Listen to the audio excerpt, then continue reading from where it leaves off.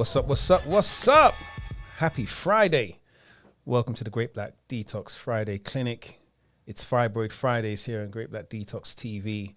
And you're here with yours truly, Mr. Breaks. We've just had to sack Dr. Amsi for tardiness. And what's the other thing we can sack him for? I don't know. Embezzlement. I don't know. We'll find some charges to throw at him. He's black, so they'll stick. You know. But how's everyone doing this wonderful Friday? I see one person with their camera on. It's always the beautiful sister Pamela. I see Jessica's on. Vanessa, what's up, darling? Vanessa, I'm trying to make you go viral this week. I got your video out there. I'm gonna go and we're gonna put it on the we're gonna put it on the. How you doing? You good? We are doing great, Vanessa. How are you doing? I am too blessed to be stressed. I hear too that. Blessed. I hear that. I hear that. That is a blessing in itself. I know you're one person that only deals with a lot of their own stuff, but you actually help a lot of people with their own stuff. A lot of people don't know that about you.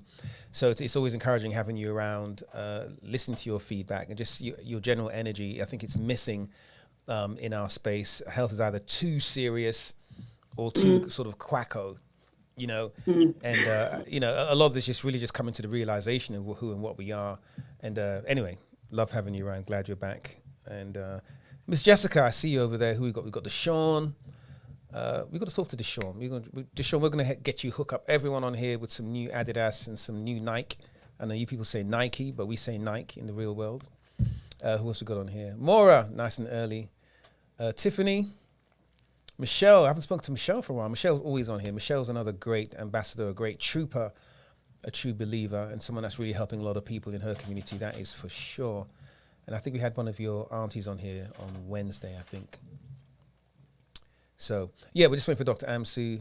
But listen, from now on, you know, I've got to keep remembering this to do sort of housekeeping. I think most people on the call, hey, Amanu, know already, just to go along to the YouTube, likes, share, subscribe, all that good stuff. Click on notifications.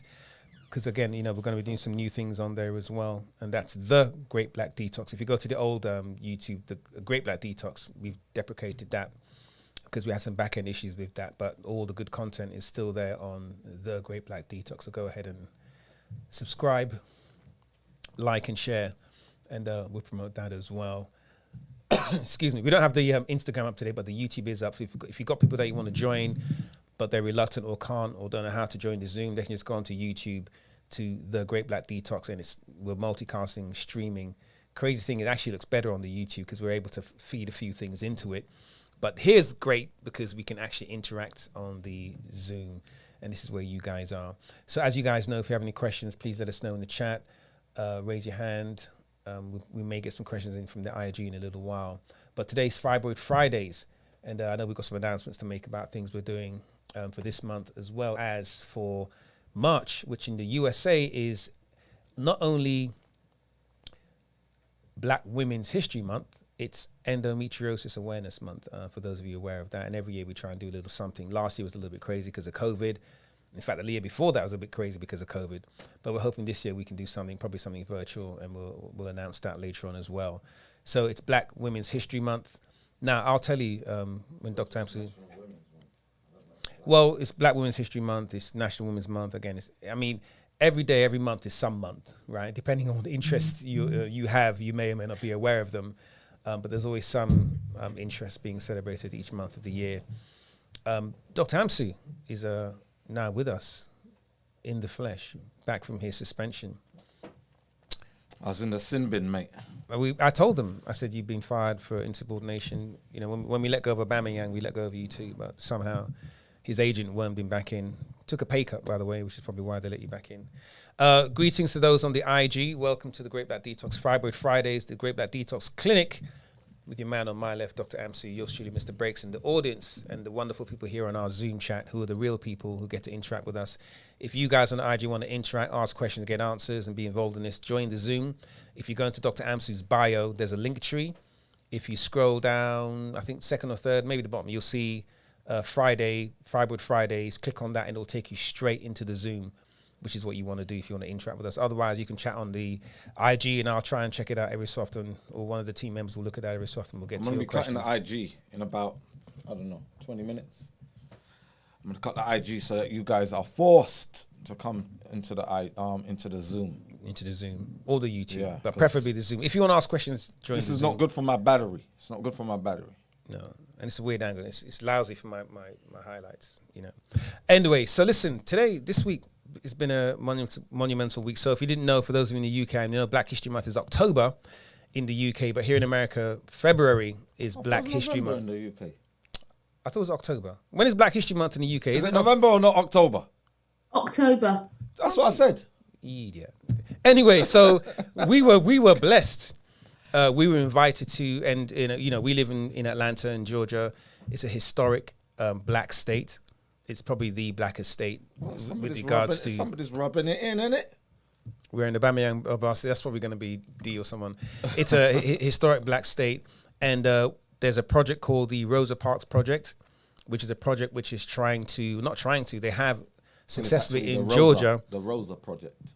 The Rosa Project, not the Rosa Parks, the Rosa Project. Okay. And they're trying to have February the 4th commemorated as Rosa Parks Day here in America. They got it passed here in Georgia. And today is... It was unanimous. Unanimous. All 63 House representatives or senators. Well, there's 63 senators or something like that. 45 were present. And the rest were, did on Zoom or whatever. They have their remote. But it was unanimous.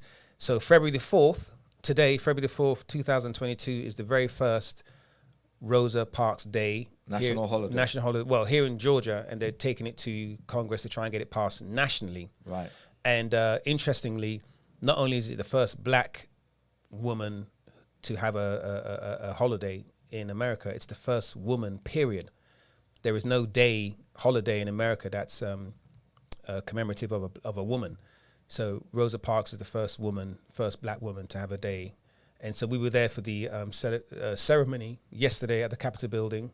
And it was really interesting. A lot of key senators, Georgia senators were there.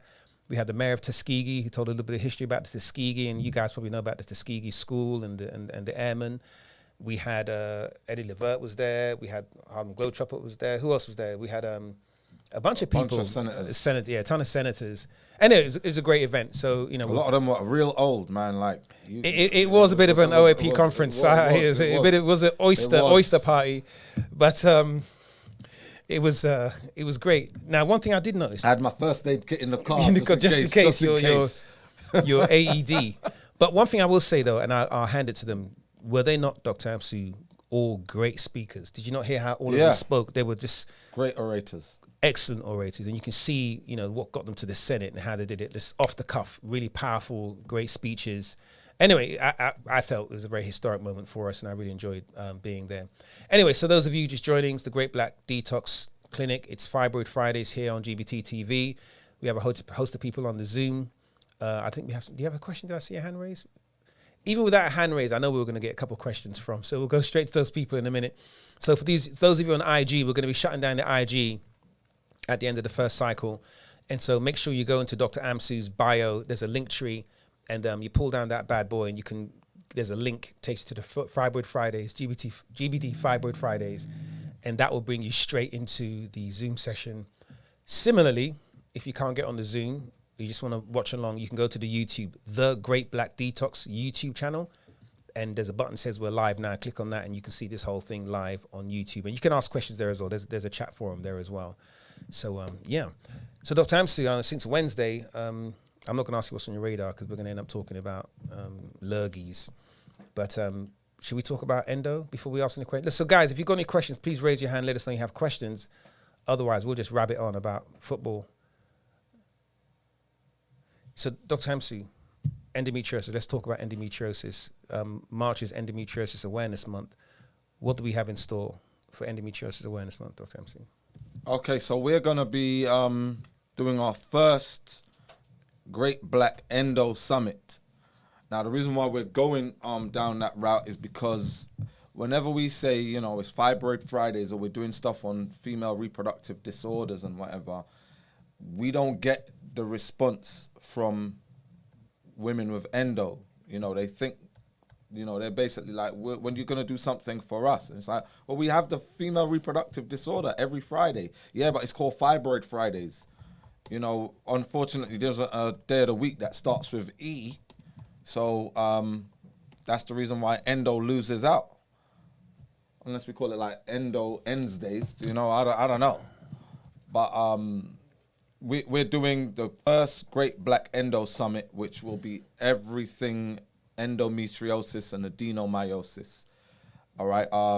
It's a very complicated disease, and a lot of black women suffer from this condition, but it takes between 7 and 11 years to diagnose because the symptoms are very common for other disorders as well. So I think that's their excuse. A lot of black women are told, all the pain you're feeling is just normal menstruation and whatever. And like cancer, endometriosis has stages. Not that it's like cancer, but it has stages like cancer. It spreads. It can spread throughout the body. It can affect different organs as it spreads. And the stages are indicative of how vast it has spread and also how severe the symptoms are at the same time. So we'll be talking about that, about the root cause. And, as you know, we're not about awareness. We F awareness is our slogan. F awareness. We don't care about no awareness. We want results. We want solutions. We want to remedy problems. So every year there's this awareness day, or awareness month, that awareness month. And it's the same old rhetoric that is basically a funnel for the pharmaceutical industry and to allopathic medicine, where all they have is get checked, get diagnosed early, and if you do, here's the treatments and management that we have for these particular problems or diseases. We're about solutions. All right, what can we do? What is there that can actually remedy this problem, to reverse these problems and these diseases? So our whole thing is not to make people aware, because women who suffer with endometriosis, they're well aware. And if anything, if there was a thing about prevention, what steps to prevent these things from happening, right?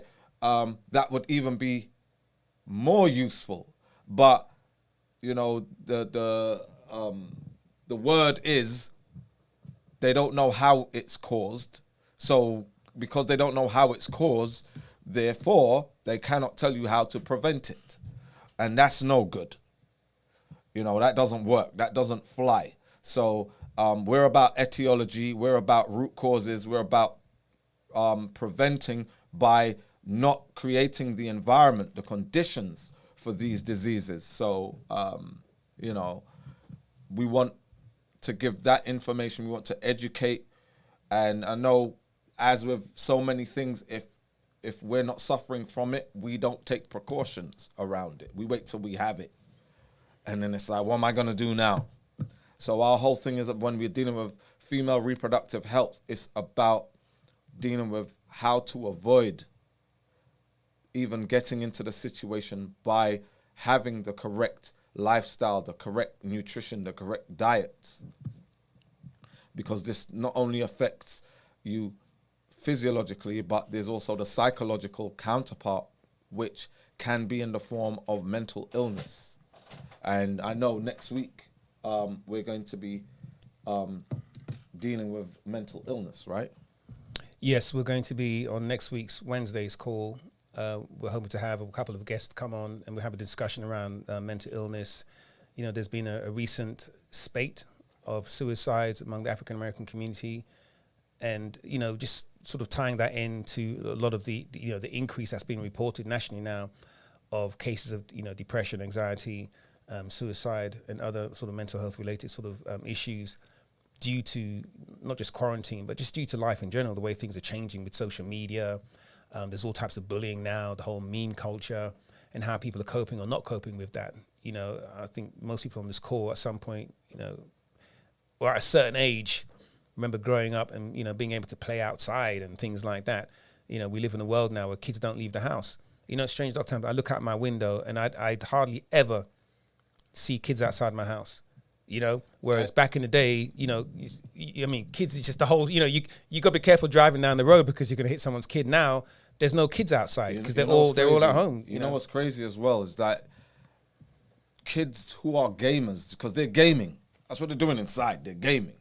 But they are so abusive to each other. It's like the language, right? Yeah, right. The language. Everyone's a nigger.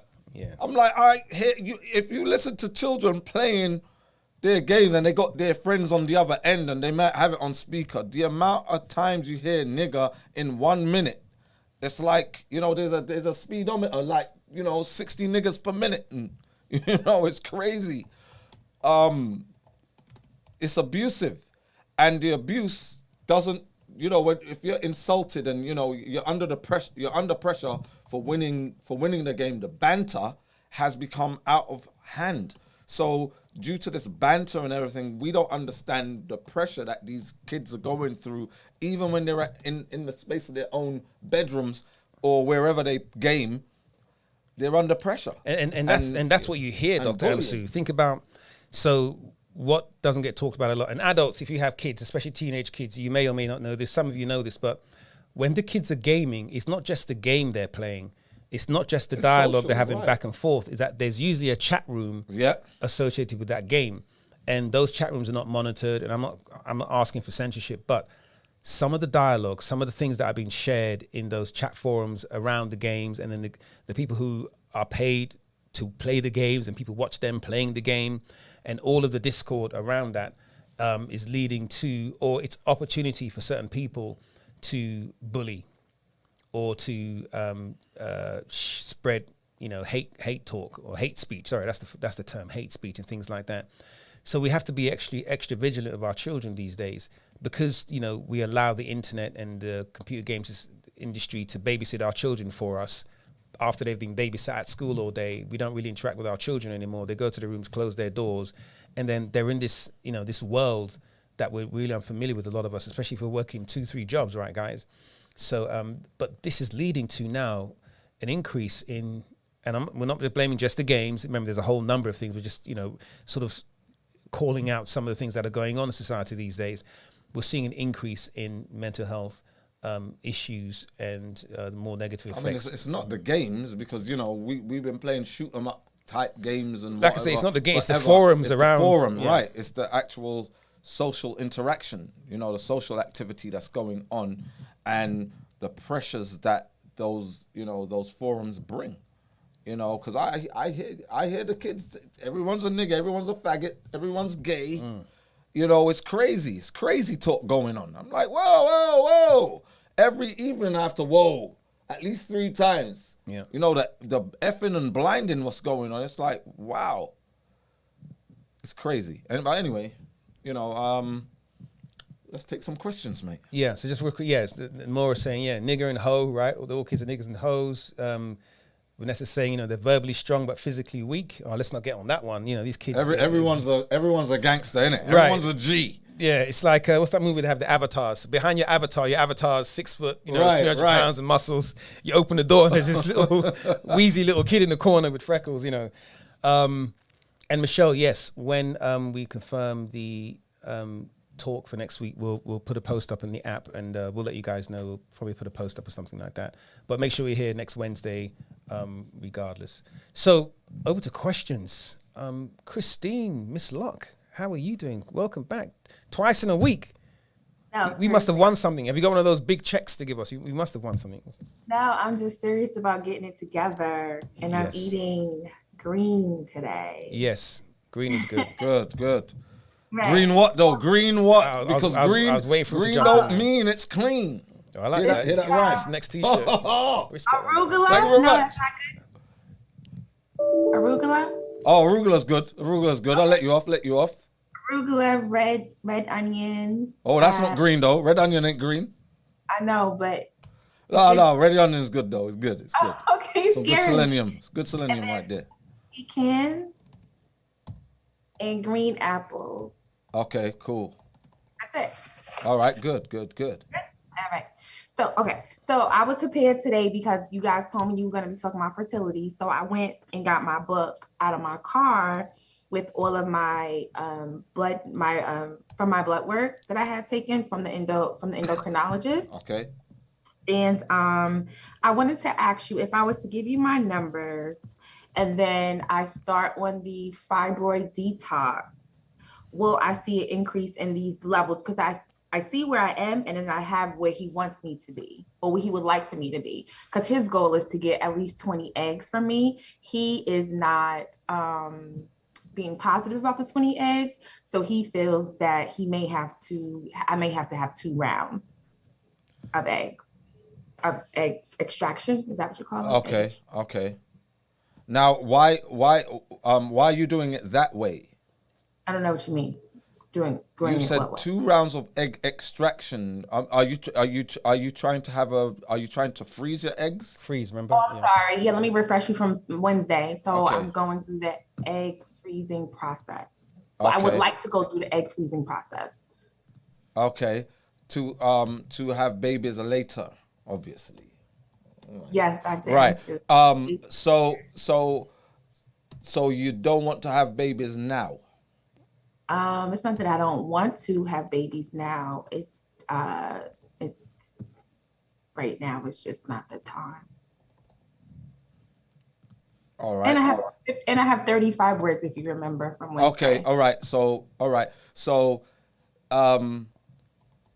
yes, I mean, I know these guys said to you the other day, or should I say, Mikey said to you the other day, we can book an appointment to go through those numbers and everything. Okay. But you've already got an endocrinologist, and if he's said to you, all right, here's where I need your numbers at, by you doing our program, that's the aim of the program, is to balance hormones and to get you where you need to be in order for fertilization to take place, or for you to become fertile and for you to get rid of those fibroids. Yeah, but I have a question. Does it affect the FSH? I mean, yes, everything about your endocrine system, including your follicle stimulating hormones, yes, because it's a disruption, right? So what we call a negative feedback of estrogen, where estrogen affects theca cells, right? Yeah. And the creation of follicle stimulating hormone, or follicles, should I say. So follicle stimulating hormones stimulate for your ovaries to produce follicles, right? So there are theca cells which have to be generated within the ovaries in order for follicles to be produced, right? Now, a problem occurs with estrogen attacking the hypothalamus, attacking the pituitary gland, and the gonadotropin releasing hormone gets disrupted, where theca cells are actually disrupted, right? And there's a situation where too much luteinizing hormone is produced, right? And that's where some women get cysts, development of too many cysts. And then this creates somewhat of inflammation, and then androgens are then converted to more estrogen, which then attacks the hypothalamus and the pituitary gland. So it's what we call negative feedback. So estrogen dominance affects glands that produce stimulating hormones and gonadotropin releasing hormone that can leave you infertile as a result. And I'm very estrogen positive. Very. I'm Right. at a 97 and he wants me at a 60 or less. Right. So so this is what's gonna, by you change, and have you changed your diet already, or are you in a transition period? I changed it in October, but You were still eating fish, right? You tell me on Wednesday, no fish, no fish. And you didn't tell me why. You didn't tell me why, but you was like, no fish. And I told you I only eat it like maybe once or twice a week. It's really not a part of my daily routine. But so that's why I need to buy the fibroid program. So this way I can read the menus and start making those foods so I can start, supplementing out for the fish. And the sooner the better.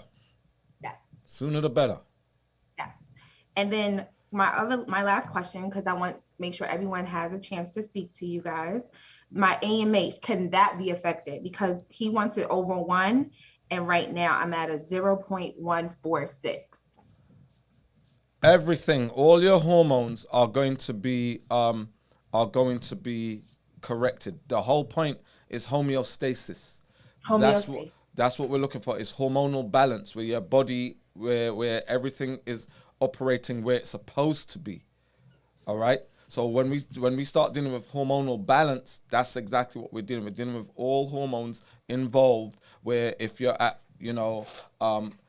we have adaptogens within our protocol, within our supplements, which if you are too low on something, it's going to bring it up. If you're too high on something, it's going to bring it down.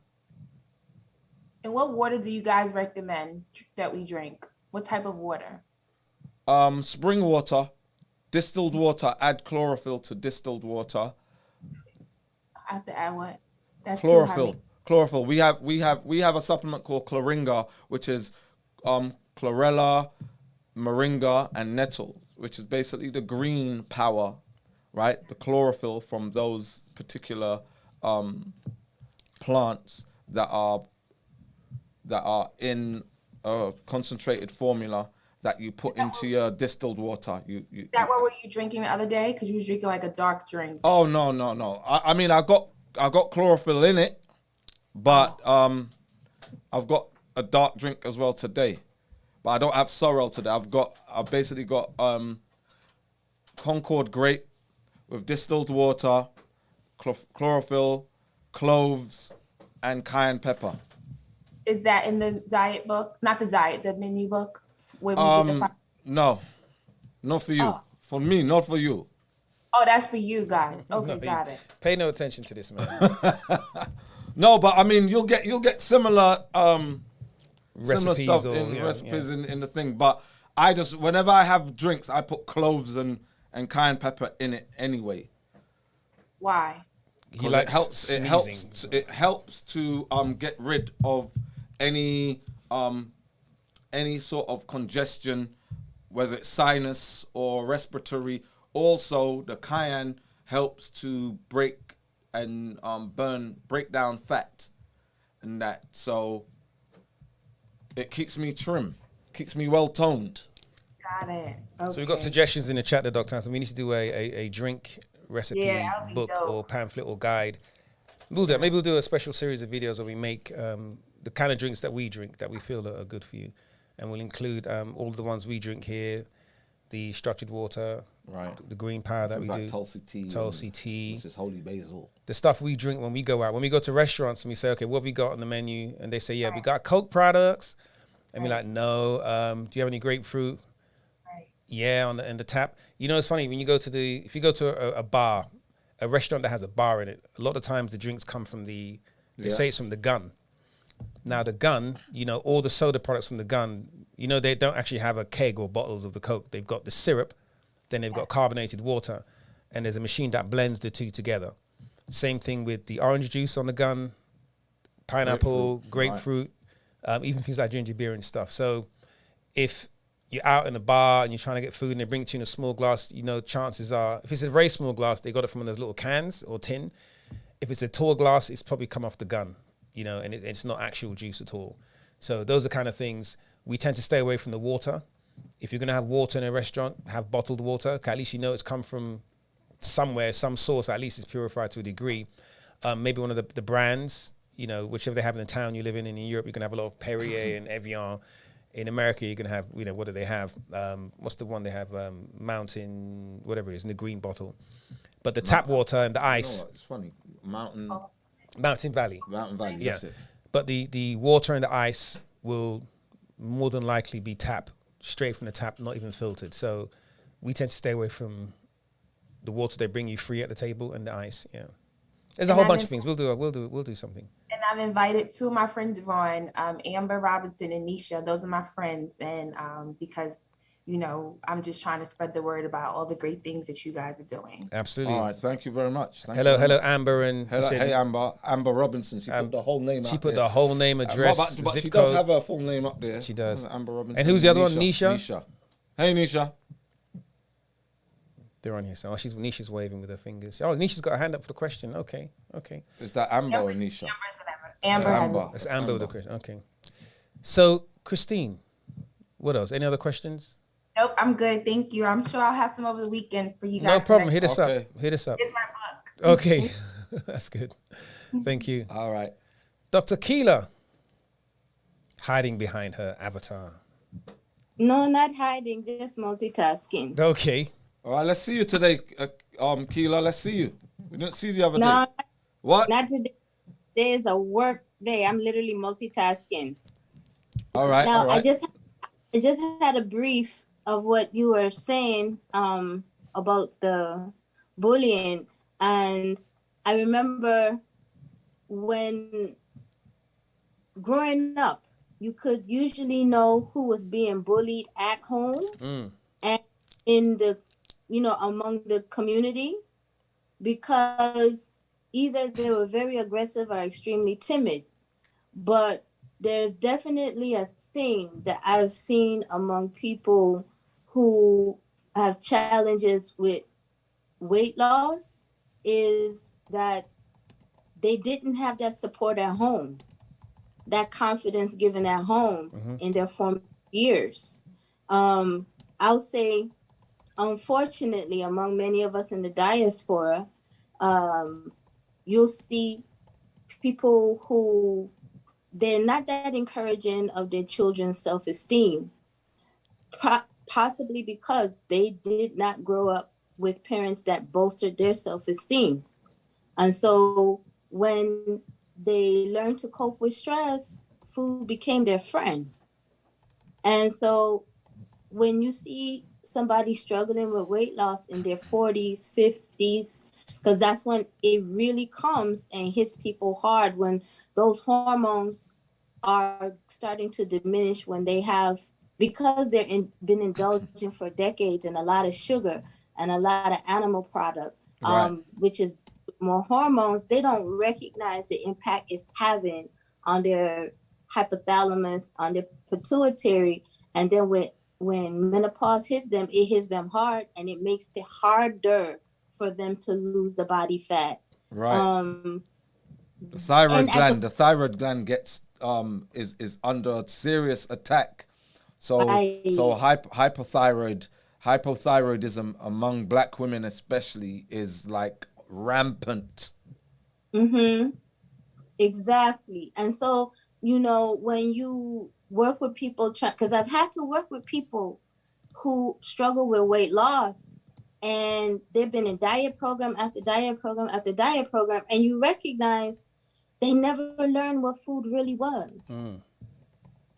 And so when you talk to them, you recognize that, because I get very forensic in my investigation. And what I recognize is if they work or have multiple children, there's a lot of condiment, down to the Maggi and the adobo, and the sazon and the onion soup mix, and they really have no clue on how damaging those things are. But you know what it is? You know what it is as well? Is that you grow up, like, I remember the stock cubes. Oxo. Well, not Oxo. Maggie, Maggie and... Oxo. I don't know what happened in your house. You don't in cook. My yard, there's no Oxo. You don't even know. You listen, when you're in the front room watching professionals, your mum's cooking with Oxo cube. Trust me. No. But what I found, there was certain that they would actually add the stock cubes to enhance whatever they were cooking, with spices. Right. So it was like you didn't even realize MSG was all up in that. In all the food you love. In the stock cubes. That was all chemical, right? So you have your flavoring, and it's like you add it. So like like my sister Ruth is on the call, and she used to make a great Saturday soup, right? And but it took hours to make. Long thing. Hours, like 5 hours or something, something crazy. You know, what was it? World of Sport. The whole World of Sport. Grandstand and World of Sports was on for the whole Saturday. It took the whole time to make the soup, right? It's he was making sancocho. Yeah, I mean, Saturday soup, it got everything in it. Dasheen, yam, chocha, cocoa. That's sancocho. That's sancocho. It's the same thing. Right, yeah. And but it was flavorful, but Come to find out. you know, when I was like, how do you make it? I made it one time. I was like, I ain't doing this long thing. But maybe it was my sister cheating. Maybe my sister Ruth, who's on the call, right? Maybe she was cheating while she added stock cubes. I don't know. I don't mean to put you out there, Ruth, but you know, you got to defend yourself right now. But a lot of the condiments, you know, your ketchup, your mustard, your vinaigrettes, the brown sauce, all the sauces, the mustards, the mayonnaise if you're white, right? The salad creams and all those things there. This is how you get gotten, because the poison is in that. So you know, we see a lot of people talking about, oh, they got this salad and whatever. What's in the dressing though? The salad's nice, it's beautiful, but what's in the salad dressing? And that's where all the sugars, the modified cornstarch, the corn syrups, right? All the different types of corn syrups that there are, right? The preservatives, the flavor enhancers, the natural flavors that they give. A lot of these are not only excitotoxins, but also extremely inflammatory substances that aren't even food. Exactly. And then they don't understand, like, I'm surprised that more of this is not taught at the elementary school level when children are really forming their food opinions, because science is not hard. You just have to want to understand it. And the thing about it is, by the time you're 40 and 50, and now this stuff is important to you because your youthful look is leaving, you're already so many yards behind the starting line because of the damage. And all of these things that Dr. Amsu and Mr. Larty are talking about, they damage your body's ability to produce energy. They literally damage you at the cellular and molecular level. And so, well, check this out though, Keela, right? So you're blatantly from the islands or from South America somewhere, right? Central America, right? Right. Oh, Haiti? Where you from? No, my family's from Panama. Panama, okay, all right. So you're Panamanian, right? And the joke is, if you're Panamanian, you're Jamaican, Bajan, and Trinidadian that speak Spanish. Right. All roll into one, right? So this is the thing. For us who are first generation coming from parentage, who are from the islands, whatever, and even from Ghana and wherever, right? We have an advantage over our children because we were fed traditional meals that were cooked from scratch. Right? So that's when you're talking about when people get into their 40s and 50s, they start to break down. But now, this generation, your millennials and your Gen Zs and Gen X, whatever the hell they are, right? Whatever they're called, right? They didn't want to eat the traditional foods, and we got them hooked on KFC and on Mickey D's and all these endocrine disrupting chemical foods, right? Or chemicals that now it's not 30s, 40s, 50s, it's 20s. It's teenage that the endocrine systems are being broken down from early ages, where polycystic ovary syndrome is rampant among teenagers. Rampant. So their hormones are already jacked up. The reason why there's so much hormonal acne and so many young girls being put onto birth control, because their hormones are out of whack. And there are girls who look like they're you know, in their late 20s and they're barely 14. But that's the accelerated aging coming off the excitotoxin. Right. Because there's a direct relationship between MSG, soy lysate protein, and how the cells age. Right. And they're telling people, look, you're going to accelerate your aging by 4 whole decades if you start eating this stuff, because you're going to burn out your engines, which is your mitochondria. Mitochondria don't do well with those things. Exactly. And we try to get everybody to understand the importance of the mitochondria in the cell. Everything that we aim to do is about the energy of the cell. Your vitality depends upon how strong, how charged your cells are, how efficient is your mitochondria, right? So everything is about getting energy to the cell. It's all about that. And are your cells balanced? You know, so one thing out of whack, you know, if magnesium is too high or too low, or potassium is too high or too low, or calcium is too high or too low, right?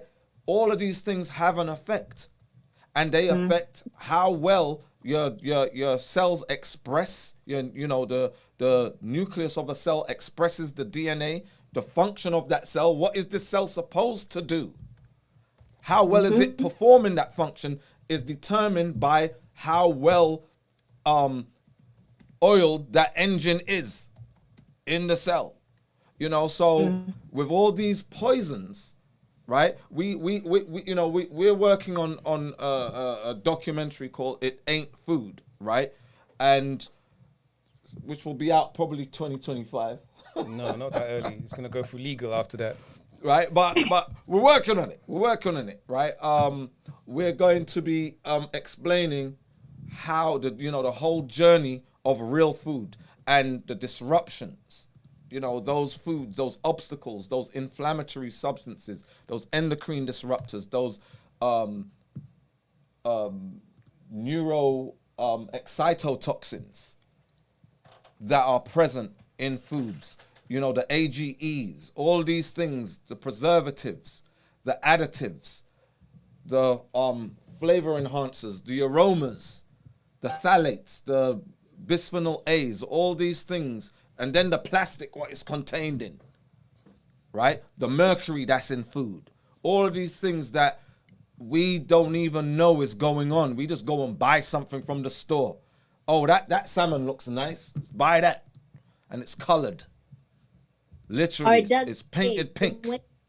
Right, like McDonald's salad used to. I could not understand how come this stuff is not aging day to day. Anything that the creator made, it oxidizes day to day. It never looks the same day to day. And then when I was in lab, I recognized, wait a minute, they're irradiating this stuff before they put it on the shelf and then calling it fresh. Sure. You know what? Even outside of that, right? I don't want teenagers handling my food. Sorry. I don't want them with their germsy hands. I don't know what they've been doing. Guy's playing with himself in the restroom 1 minute, then next minute he's serving. Nah, that's why even if the food was good in Mickey D's, I don't like them niggas who's handling the food. Nope.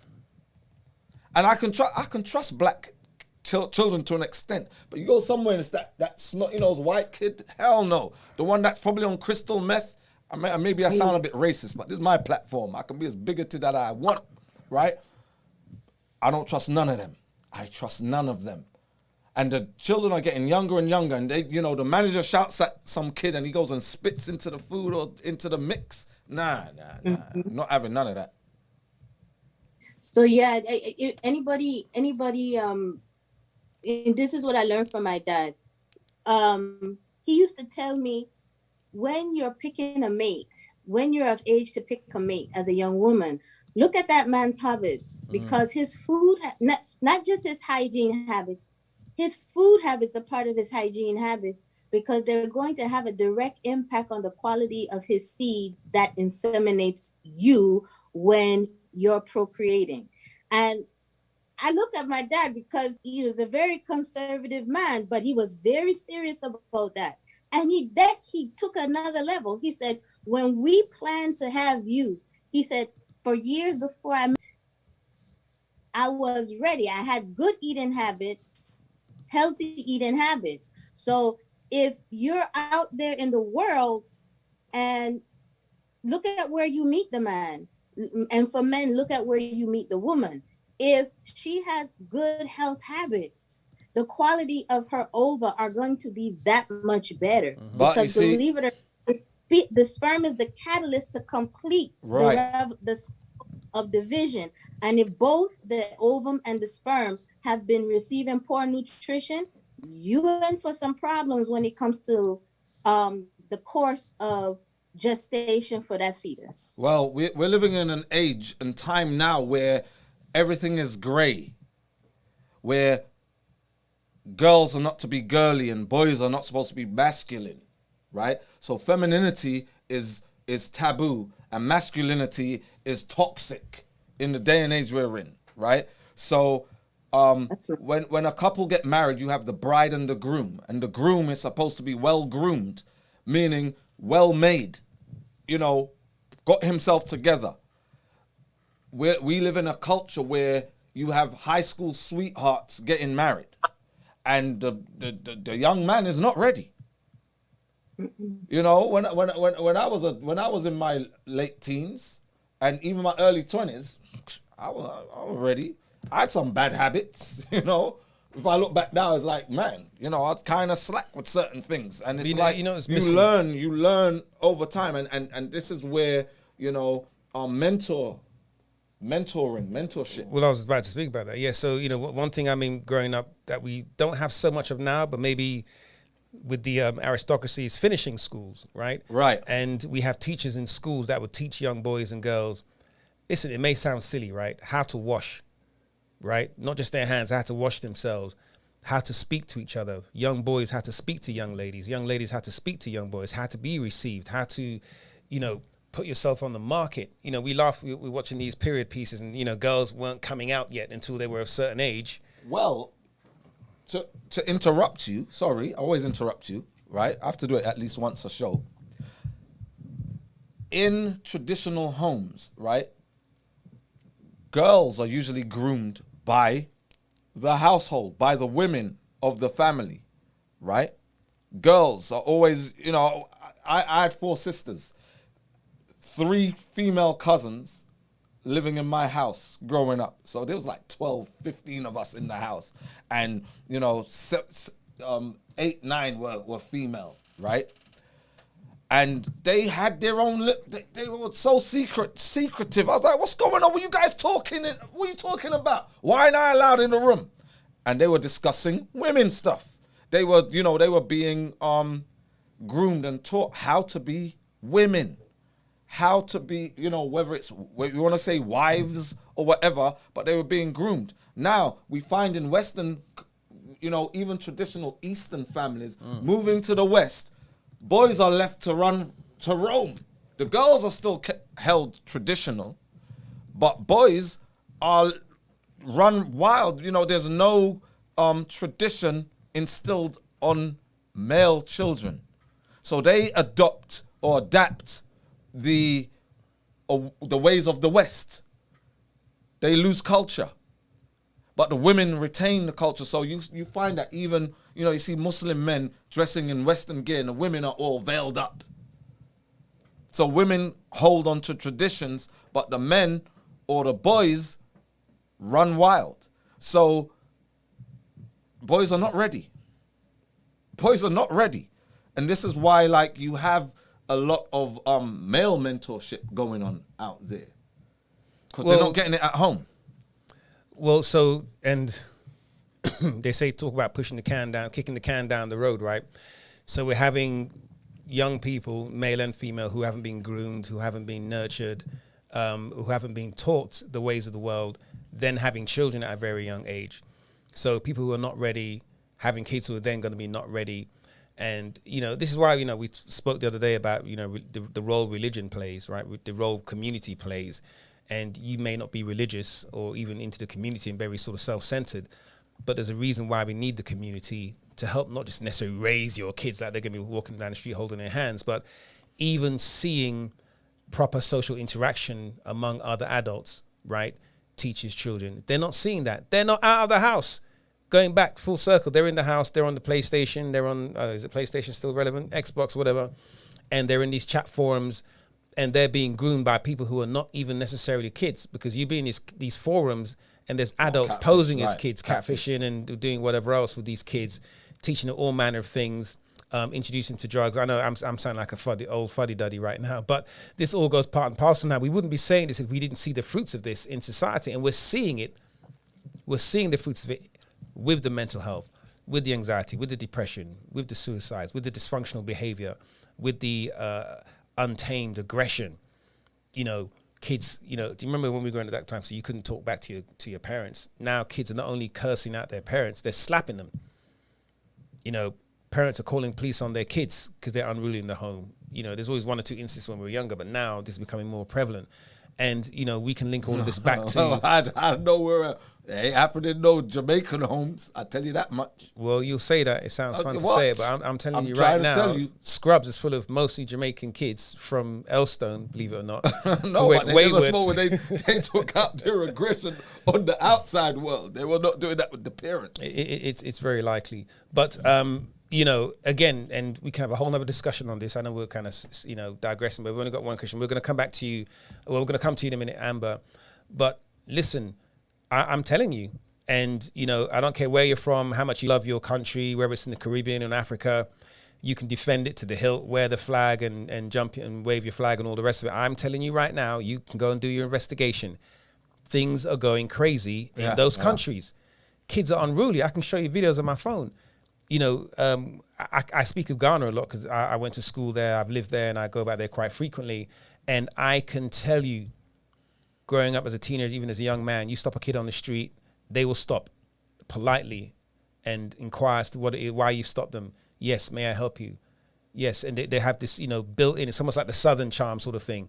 Now, goodness gracious, now they want to copy, I won't say the bad things. Now I sound like a real old fuddy-duddy, but they're copying the more insalubrious things from the internet and from the movies and TV. So now you got bike gangs in Accra. You know, I don't know what's going on in Jamaica, but I can only imagine people are going crazy out there. We never had gangs. Gangs is not something that is intrinsic to the sort of African culture, at least among the youth. Now they're Bloods and Crips, you know, and they're picking up all of these things. And so, yes, violence is going up. In fact, just before I left, there was a video came out. If you guys are aware, there's a suburb in Ghana, in Accra, where there was a gun battle in the street between youths. Never before. Now, there are so many things attributing to that. Of course, it's not just computer games and nutrition. There's lots of socioeconomic things going on as well. But the fact is, that's the world we're living in. So if we're not vigilant of our children and of our community and of our society, we're going to lose all of it, to the point that, you know, when we do get sick and we go and scream we're sick, they're not going to pay attention to us. Man, it's only, listen, mark my words, they're going to start putting barricades around hospitals. Mark my words. They're going to start limiting or restricting who can go into hospitals. They're going to be checking. They already started doing that with the excuse of the pandemic, where, you know, one person or nobody can go in to visit anybody. Right. You know, the ERs. You know, just this year alone, I've had to go ER, not for me, but for family members, and you're outside for most of the time. You know, so it's already happening. Yep.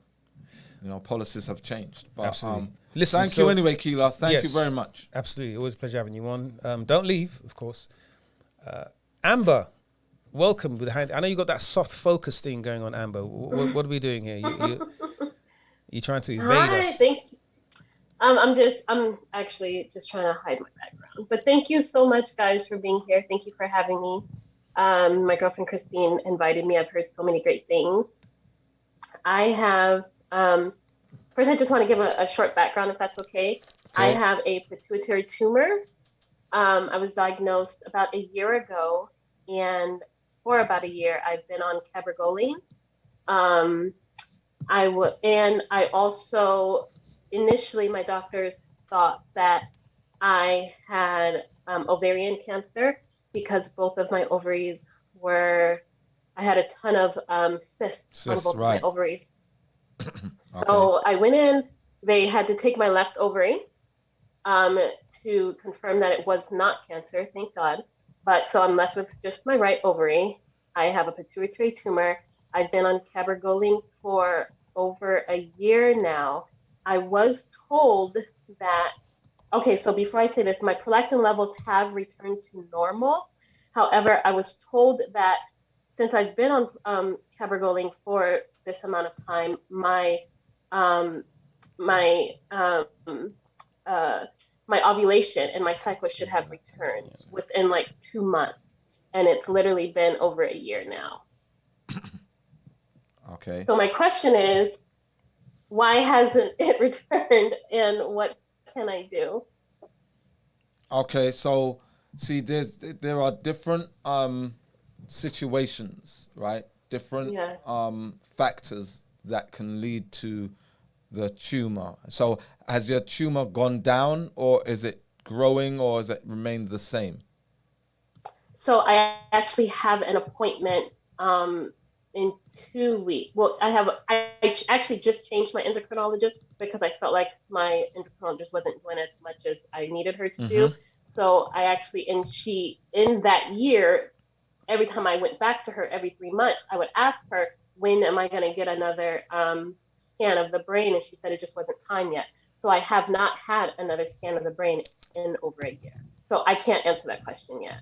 Right. So I mean, I can't answer why not, apart from you know what is your lifestyle practices as far as your diet. What do you eat on a typical daily or weekly? You know, what's in your diet?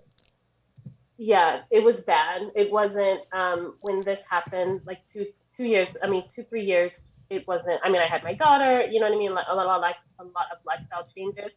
So a lot of stress. So a lot of bad eating and not really taking care of myself in that way. But I have started working out and changing my diet recently. So yeah. Right. So, and this is the thing, is that when we have a dysfunctional diet, it depends on genetics and epigenetics on how our body expresses itself, right? So, the mere fact that you have a tumor, right, is indicative of, you know, your body expressing inflammation, right? You have a high inflammatory response. Why you even have a brain tumor? Now, we know that. What was the name of the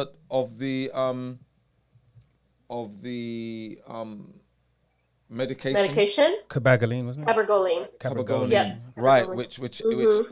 Which is known for heart issues and lungs, causing issues with the Yes. heart and lungs, right? So they give you this thing. All right, you have a pituitary tumor, and they put you on this medication, and the medication that you're on is going to cause heart and lung issues. Where now you're dealing with pulmonary, right? Circulatory and pulmonary issues that could lead to death. You know, so, and the reason why is because they know nothing of nutrition. So you have to fix your diet, because it's what you're ingesting, and you know, we always look at what you're eating first, and then we look at things like what you're putting on to your skin, things that you're using as makeup and that kind of stuff, to make sure you're not ingesting these estrogenic substances that cause this issue in your body, where you now become more inflammatory. Yes. Right? And then that leads to, you know, like tumor, and then your prolactin levels go up, right? And pregnancy also has a profound effect as well, if you're pregnant or in that age as well. So all we can do right now, right, is concentrate on your nutrition, on what substances you're putting into your body to help to eliminate that tumor, right? Okay. And to balance your hormones. So it's about bombarding your body with nutrients that will help your body, because, you know, the human body is always trying to balance itself. It's always trying. It's like, just give me what I need. Just give me the resources and I will build a temple, right? And we have those resources, we have those nutrients, but you have to eliminate the toxins that have caused the problem. So your millennial diet that you are on, that you've been traditionally on, that has to go. Okay. You know, and it probably will start with a detox, Okay. where you have to detoxify and then rebuild yourself with the correct nutrients and the correct diet, and, you know, abstain from certain habits or practices, customs that you have at the minute. So if you eat meat, you have to cut out all meats. You know, that's Okay. number one. If you drink alcohol, you have to cut out all alcohol. If you smoke weed, I'm not saying that you smoke weed, but you sound like you might do, right? I'm not playing. I know. Right? Cut out all these toxins. Cut out all these toxins. And, you know, and it's necessary because, and how old are you, if you don't mind me asking? 38. All right. And you said that 3 years ago they found that you had the tumor? I was diagnosed 2 years ago. Oh, 2 years ago. Okay. And you see, this is what I'm talking about with, it's getting younger and younger, you know, with these, you know, with these tumors. And, you know, tumors in and around the reproductive and the endocrine system, especially with black women, it's way up there because of, you know, the dietary habits, the lifestyle, the environment that you all are, you know, exposed to. And the mere fact, and here's the thing, with black women, right? Black people in general, we have a polymorphism with our estrogen receptors.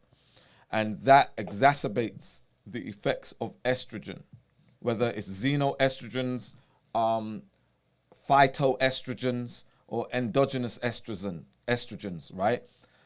Our body takes it and amplifies its devastating effects. And that can affect our actual endocrine glands. So in your case, you know, your pituitary gland has been affected, right? So the function of your pituitary gland, which is under stress, oxidative stress, and also, you know, from the tumor and the inflammatory cells that are, you know, bombarding your pituitary gland, is going to make it dysfunction. And that is expressing itself with higher prolactin levels, but it can also affect your gonadotropin releasing hormone, your follicle stimulating hormone, you know, all these things that are part of the reproductive process, or just maintaining balance and homeostasis in the body. So it's important, and it's good that you are taking the steps to look at medicine rather than medication as a resolution, rather than, you know, you're on something, I take this medication for this, and then when you go back, do that anymore. right, you know, and again, you know, you take things that are putting toxic stress on your heart, on your lungs, right? That's going to now play itself out in other areas where, you know, is your circulatory system going to be functioning correctly? Is your respiratory system going to be functioning correctly? Are you going to have correct amounts of oxygen? You know, so it's a cascade of issues when you're on medications and it's right. This is for this particular thing. So it's important that you do the detox, and we get you on the right protocol for your pituitary gland. Okay. You know. One more question. Do you have any recommendations for detox to start that off? I would say start with the 14, right? Do you have, because the 14 is an anti-inflammatory, right? But I would say that when you're doing the 14, that you also eliminate. And where do you live? Where do you live? I'm in New York. All right, so definitely you need D3, right?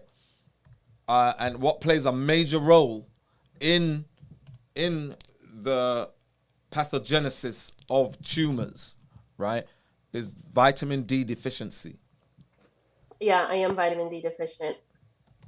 I mean, all black women, especially in New York, you're all vitamin D deficient if you're not on some form of supplementation for it. Well, I am now. I've been on supplement. Yeah, I've been on a supplement for about a year now, but I'm no longer vitamin D deficient, but I was. Yeah. Okay, all right. We have our D3 supplement, but I was going to say, we have, get the D3 and also eliminate with the GBD14. Those supplements that are in the 14, you want to continue taking those, right? Okay. We also have Neuroplex, which helps with neurogenesis, so it helps with brain cells as well. So, Okay. and Thank how's you. your vision? My vision has not been affected. I Okay. actually get my I see a ophthalmologist every 6 months for my Alright. vision. Good. Mm-hmm. Good. Yeah. All right. Thank That's you. good. All right. You're most welcome. And have you had any children? I have one daughter. Okay. And do you want any more?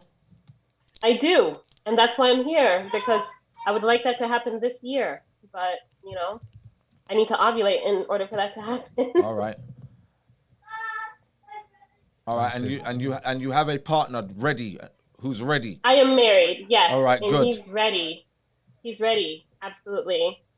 Yep. Excellent. Loaded, ready. Excellent. Loaded and at the ready, right? Yeah, waiting by the bedroom door. Well, Amber, listen, we're glad you're here, and we want to help you on your journey to better health, and we think you're in Thank the you right so place. much for being here. Thank Absolutely. you. Thank you for coming, and thank Christine for letting you come or inviting you. Yes, I guess, thank yeah. you, Chris. Yes, Thank you. indeed. Yeah. Okay, we actually don't have any other questions. I thought I had a question in the IG, but we didn't. It was someone trying to get onto the Zoom. I'm not sure if Somebody asked if they can do an interview, right? No, I checked their IG. It's some joke runnings. Joking. So Nat Blake was on the IG. Nat, if you're still on the IG, give us a wave. Maybe you can jump on the Zoom. We were talking earlier on about endometriosis and about the Endo Summit. So if you can, Natalie, join the Zoom. If you haven't got, let me know. DM me and I'll send you the link. It's in Dr. Ams's bio. It's my link tree. Yeah. The thing is, when they're on the live, they have to leave the live to get. That's the problem with the. But I can DM. I can DM you. We do have questions. Miss Delane, Jessica, whose camera's off, I know because she's on Detox Day 5. Hey, yep, day 5. And I have a quick question because I'm doing it with 2 of my friends. Yep. One second. So my friend Courtney and Deja we're all on day 5. And one of my friends, she's thinking about giving up, but she wanted to know if what would be the benefits past fasting past day 7. And she couldn't really understand. She's thinking about stopping on day 7. So I just kind of wanted to encourage her and get more information. All right. So in the actual instruction manual, right, we have the stages of we go into detail on each phase. So she's going into what we call the crossroads phase, right? Which would be on, say, around day 8, day 9. So crossroads phase is basically where your body, either your body's going to feel great, right, going into this phase, or it's going to feel like shit, right? Now, why would it feel like shit? Because your body is going to start using unwanted materials, right, around the body. Now, that can make you feel good, but if it's old injuries, there's a chance that, you know, old injuries may, while your body's utilizing materials, may re-spark old injuries while it's detoxifying, right? Some people start who may not have had any form of stools during their fast. They have not been eliminating any feces of any sorts, right? Some people go into like diarrhea, you know. Some people start getting the mental clarity and feel energized, and some people can worsen in their situation because they have issues, deeply rooted issues that are being brought to the forefront while they're detoxing, right? But she may go to crossroads or go to where she's feeling great, right? So the benefits that come with it is that this is where deep detoxing starts to take place, is on the latter stage. So the first few days are basically your body acclimating to the detox, and it's surface detoxification, right? All the autolysis, which is basically your body digesting substances around the body or utilizing substances around the body, breaking them down that are not useful, and you breaking them down for energy. This is what's going to start taking place now when she's past 7 days. So for her to get the full benefits of the 14 days, she needs to continue going. Even if she feels worse at first, it will get better. Okay. All right. It sounds scary, but there may be nausea. There may be headaches, but this is, What about sharp pain? She did mention a sharp pain in her stomach one night. Would that be like a normal side effect? I mean, it's not uncommon to start feeling pains, because remember, during the detoxification process, there are toxins are being released, and toxins being released can sometimes cause an inflammatory response. But you have to get over that hump. It wouldn't be good for her to stop now. After all this, yeah. Gotcha.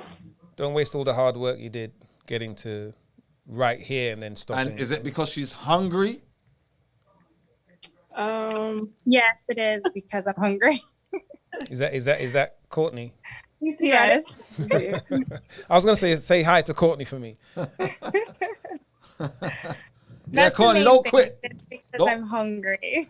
Yeah, don't quit. Don't quit on us now, Courtney. Don't do it. Okay. I talked to Mr. Rakes, and he was really encouraging too. And Jess is encouraging, so I'm going to really try. I just was like, well, I live pretty healthy, but of course I did deal with adenomyosis. And I mean, I have my toxins and stuff too.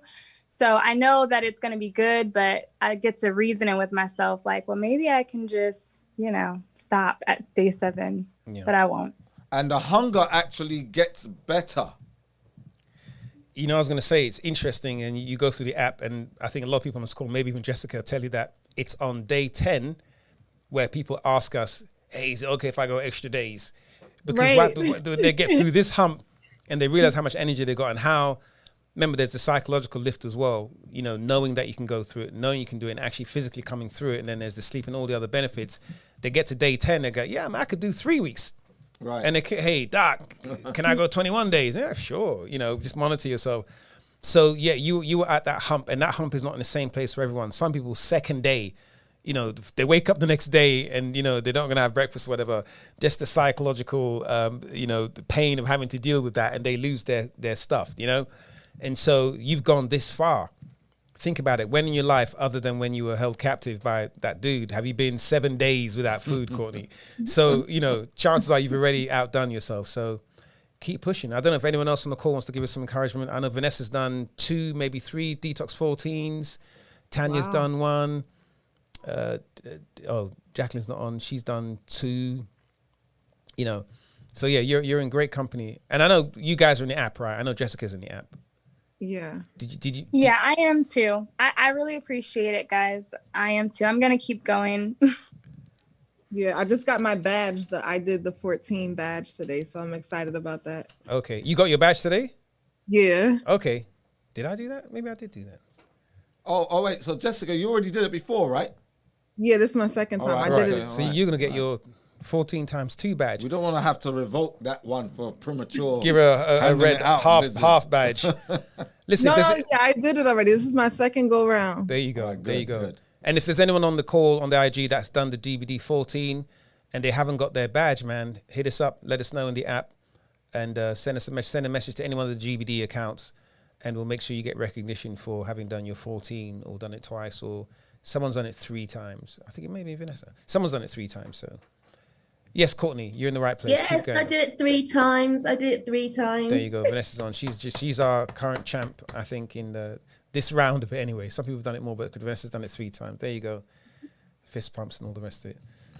So Jessica, Courtney, who's the third person, Jessica?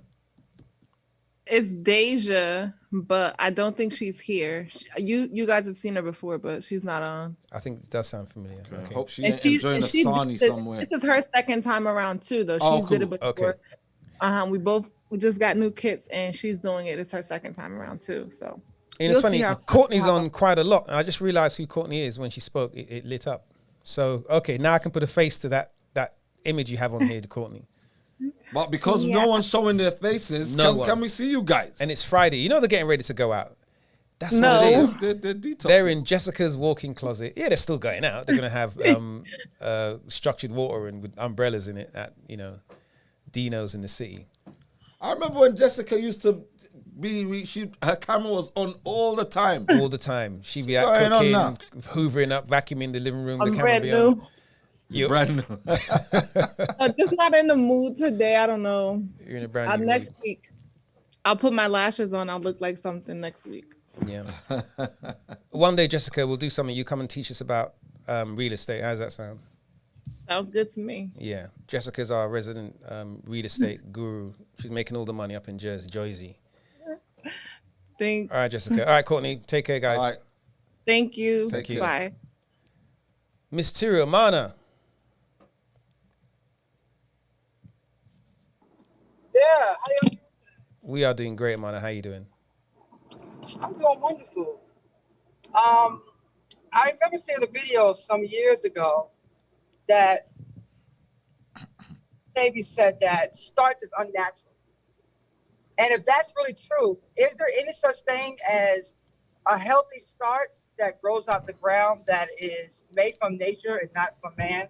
Like not a hybrid or whatever. All right. So there are synthesized starches, but there are starches that are within nature. But plants have a way where if they have any substances, right, that they are basically balanced with something else. It's when as humans we start to extract those things, or there are foods where it's too high. So there are natural wild forms of certain substances like wild yams, right? For instance, then there are yams that were hybridized and grown somewhere else, so the starch content is higher, right? And so you have these complex sugars that are hard to digest.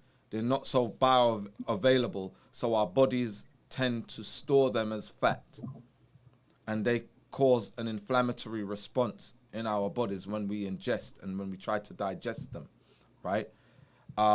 So there are particular starches that we encourage that you leave them out and go for the more natural, higher antioxidant versions, like, you know, purple yams, purple sweet potatoes, leaving alone, you know, your Idaho potatoes and stuff like that. And then there's how it's prepared, which can also exacerbate the starchy effects.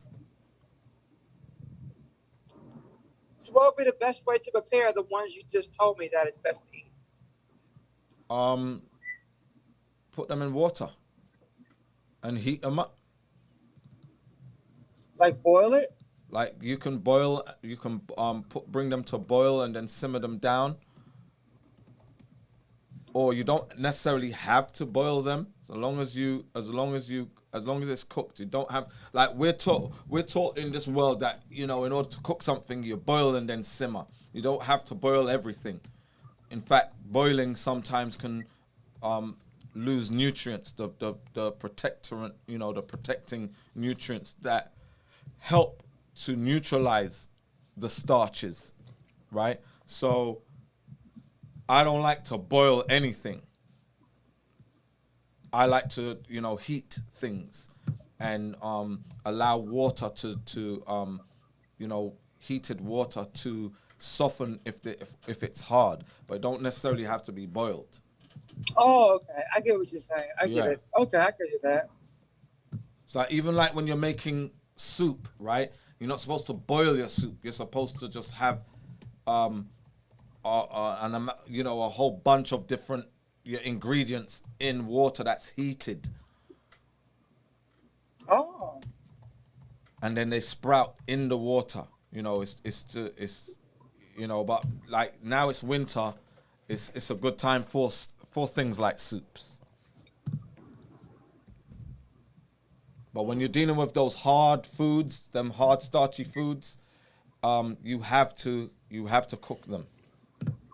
And I think Sabir's point was, you know, foods that you have to cook, are they that great for you? How harsh will they be on your digestive tract? But there are some superfoods that you have to sprout. And the quickest way to sprout is to heat.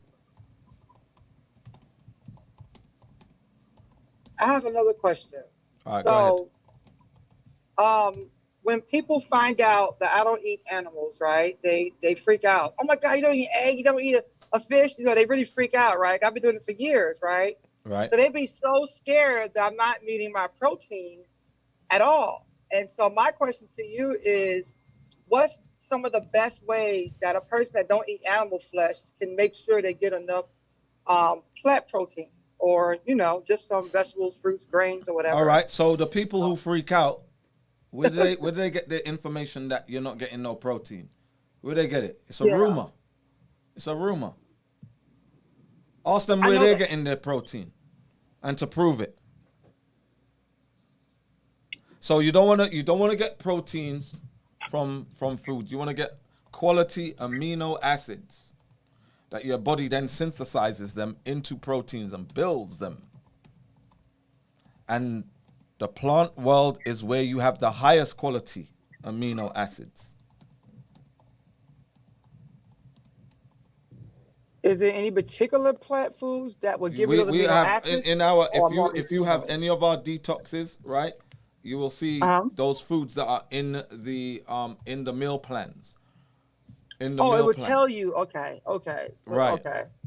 Because you know, we get asked that same thing all the time. All right, what particular foods? Where can I get such and such? And they're across the board. So somebody was eating arugula earlier. That arugula is great.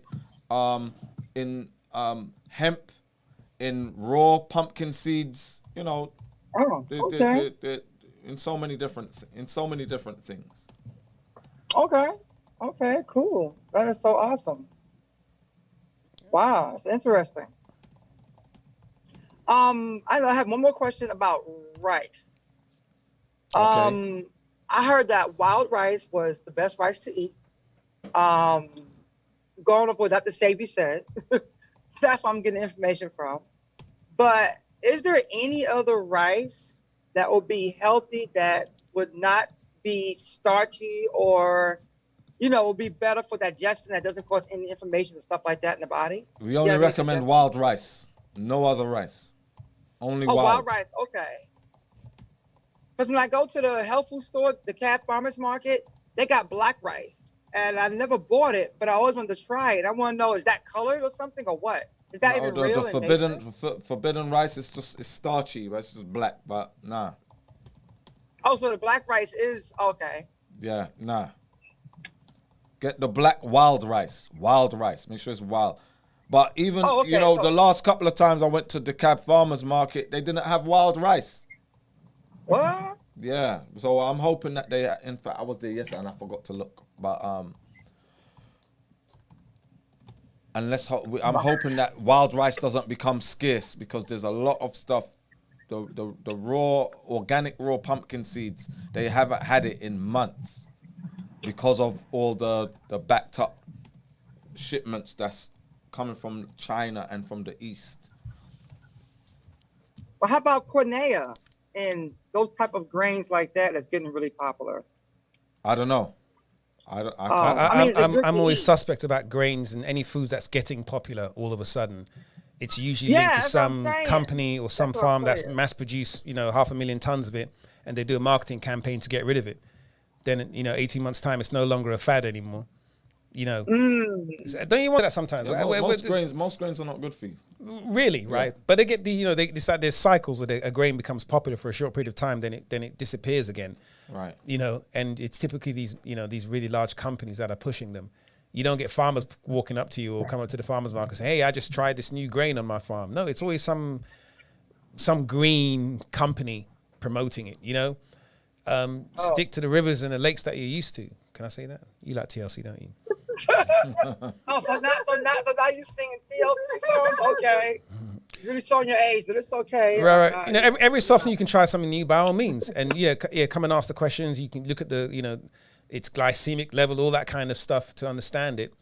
And then ask yourself why. I personally, I'm still young, I think. And I tried new foods just because I want to try new foods. I try new vegan dishes, different sauces. Almost every continent in the world has a version of salsa, has a version of tomato and onion, right? Some cook it, some add a different spice, some boil, and I've tried a ton of them. Most of them are good for you, but some of them, maybe it's over-processed. A lot of different countries have some kind of guacamole type situation, so avocado with onion, this is all good. Right now, have they added anything to it? It's that kind of thing you're sort of trying out. But completely trying whole new foods, I guess do your research. And of course, again, come here with it. Don't cut corners. Don't buy salsa. Make your own. Right. Don't buy guacamole. Make your own. Okay. Avocado is one thing. If you cut an avocado, within hours, this thing starts to oxidize. What would look like wilting or decaying, right? So if you have avocado that's kept weeks. I mean, do the science, man. How? We talk about the movie Zombieland, right? When the world had been in a zombie apocalypse, so everyone, they stopped making food, and everyone was sort of surviving off the land. And they came across this house, and there was Twinkies in the house, and the Twinkie hadn't gone off.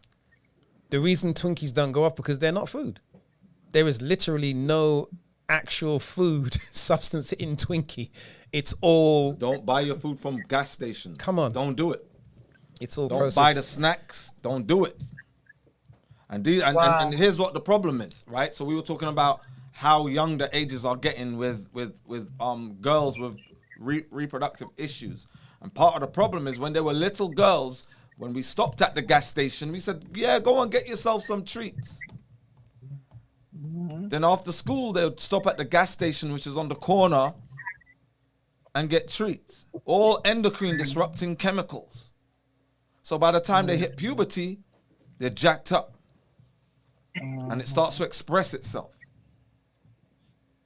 Painful periods, bloating, acne, all kinds of stuff going on. Then they're put onto birth control because this is going to help to, manage the symptoms. Then they hit their 20s, they have fibroids, they have endo, you know. Nowadays it's infertility. They got polycystic ovary syndrome and other stuff. Yeah. Amana.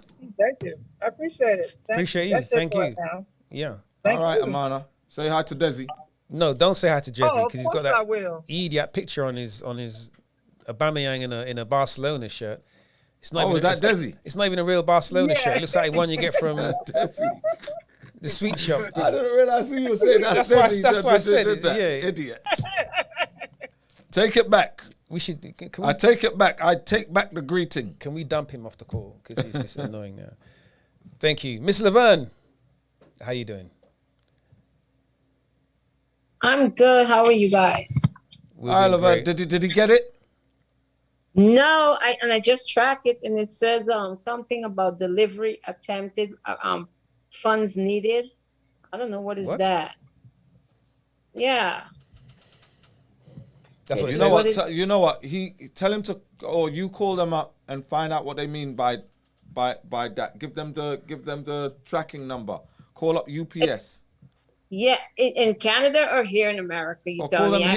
call them here in America to find out if they've, because they may have added some. I don't know, because Canada's carrying on crazy. I still like Canada. Yeah. Canada doing some weird stuff right now. Because it says it says cleared import customs on the way, and then right here it says delivery attempted, funds needed. I'm like, funds needed for what? Go on to ups.com, put in the tracking number and see, because you might be able, if they have any kind of money that's needed, you could pay it right there. Money needed for what? I don't, whatever. It might be somebody's probably- somebody's is going skiing. Yeah, they need a and little then change. they need yeah. a bit of change for that. I don't know, but as I'm I already saying, paid for shipping. What am I paying for? I paid for shipping. I and know. it's quite a bit huge. But I'm like, again, this is high. you know, with even though they're saying it cleared customs or whatever, I don't know. Just see, at least find out what they're trying to say. Okay, but in the meanwhile, he is out. He needs to get. That's that what I'm stuff. saying. You need to go online. In fact, go online now while we're all here, so that you can let me know what they're talking about. So, I go online and I'll find out. But he need to get that stuff. It's like he's out. He's been out. Right. Yeah, so Laverne, yeah, we've had a lot of challenges with Canada over the last year or so. And COVID, they put more restrictions in place. And we're not sure. Every so often we just get weird things come from Canada, and it's usually customs. And it's like they have random custom agents that decide that this package is something, and you know they hold it. There's no rhyme or reason to it that we're aware of. So unfortunately, they must have flagged your son's package. But But UPS brings it all the way. It's not like USPS. UPS brings it all the way. So there's a charge that UPS have added. It's that Maybe UPS paid something at customs and On your excise behalf, yeah. on your behalf, and they're like, all right, we paid this amount, you owe us plus admin fee, you know, and you know what they call it, emotional distress. emotional distress fee, right? Yeah. No, but I mean, put aside all joke and fun, man. I could order that stuff and have it come here. When he come over to the United States, he can get it because I want him to get it. Right. That's why I order it. I mean, I'm not joking. I want to know what's I really mean, the going thing on, is but- that UPS is usually really good. We usually have problems with USPS because they hand it over to another carrier, but UPS carries it the whole way. Okay, because the last time there was Wednesday when I talked to you guys, you said you were going to look into it or something like that. Is what you said. Because if I knew I should, since then I would have called if you had, mentioned to me like to contact them. I would have been contact them and get it straightened out because it's like I want my stuff. I have to pay for it. I'm paying for it, and so he needs to get it. All and right, I paid so for that shipping, and I'm not, I'm very unhappy right now because I paid all that money, and it's way more money to ship that stuff to Canada. It's like crazy. Yeah. So I'm at a loss right now. I mean, if you looked and they said they attempted delivery or whatever, that means at least we know they have it, and it might be a situation where they're holding it at a UPS, an actual UPS facility. Because in our defense, you know, when we finish these calls, you know, it's a late. We go about our business, and unless we remember, like, all right, let me look at, because we get so many customer service questions that come through, right? And we train our customer service guys, and they escalate to us when they can't answer questions as well. So we get inundated sometimes with the amount of customer service stuff that's going on. But the reason why we give everyone tracking is so that you can actually get to what's actually going on. And if there's something, because remember I said, find out to see if it's been destroyed, because that's the only thing where we're like, okay, if they destroyed it, we're going to resend another package. Because when they don't know what's going on, or they don't make a report, it's usually because they destroyed the package. And it's like they just sweep it under a rug somewhere, and it's like they don't update. You follow what I'm saying? But if there's been an update, that means that they still have the package. If they're saying there's money owed or something like that, that's something that is nothing that we're going to be able to do. That's with the carrier. You see what I'm saying? So they maybe, again, Canada is going through some crazy stuff right now. All kinds of laws are being changed in Canada across the board. Freedoms are being challenged across the board. I know, because I know. I got all that. So I wish I knew all this, because today is Friday and tomorrow is Saturday. You know, Wednesday. But here's what I'm saying to you, though. Yeah. Here's what I'm saying to you. When I mentioned that, I could have already contacted them about it. No, but you don't. Exactly. All right. Here's what I'm saying, though. You can do with UPS. You can do everything online. You don't even have to call them. You can actually put it in, right? See what they're saying. Click on whatever to see if they're saying money's owed. You click to see, right, what are you saying that's being owed? They'll, you know, where you can actually query online. You follow what I'm saying? Yeah, I've done that. I've done that with other places that I bought stuff from shipping. I go online, I actually email them or query online. So, okay. I'll do that and see what's the outcome, because it's just, I don't know what else I'm paying for. If I wasn't aware that I would have to pay something else. No, but I mean, like usually there isn't. But they're changing. This is what and this is the thing, is that a lot of people think that they hold us responsible. Like Canada, you know, they're doing such and such. It's like, no, we fulfill. We hand it over to the company. Now it's in their hands. If they break it and we have no insurance, we're like, okay, we're going to send it again. But once we hand it over to them, right, and we give them the customs information and all of that stuff, it's now, if Canada now has some surcharges and UPS pays that, they're going to want their money back. And that's not that UPS is trying to thief no one's money, but it's Canada. Something going on with Canada. There's stuff going on in Canada right now that we learned new things about Canada over these last 12 months. That, okay, you know, I received emails and phone calls from Canada's customs, because I was like trying to keep the amount of money that customers were paying for their stuff, because they were charging. So I was trying to keep it down, and then I got a nasty email like, you know, we know how much you charge for your stuff, and if you try to lessen the amount, we're gonna send it back to you, or stop your products from getting through. Some real Gestapo stuff going on with them. So yeah, I mean, because I ordered before and he got it. I know. You know, since he's got it. But have you been paying attention to what's going on in Canada with politics? Yeah, I have kind of, because my son is there, because I don't really care for them. Right. To be honest with you. Yeah, and I know they've been doing a lot. They've been doing, like, according to the young people, doing the most. There's a lot of foolish in it. So Yeah. but I'm going to check it out because and see what's really going on with it. If I knew, like, I would have been outcome. Like I say, I see him. He come over here. They're Right. always in the United States, and I could buy them like I did one before. Right. I bought it and I had it come to me, and I give it to him when I saw him. He traveled back with it, so I could have done that. I mean, it is frustrating when you're dealing with something where they're throwing surprises at you, and usually, when there's a problem, UPS, if there's a problem with customs, I get phone calls and emails from UPS to say, we need more information from you. Please provide us with such and such so that we can get this through customs or whatever as fast as possible.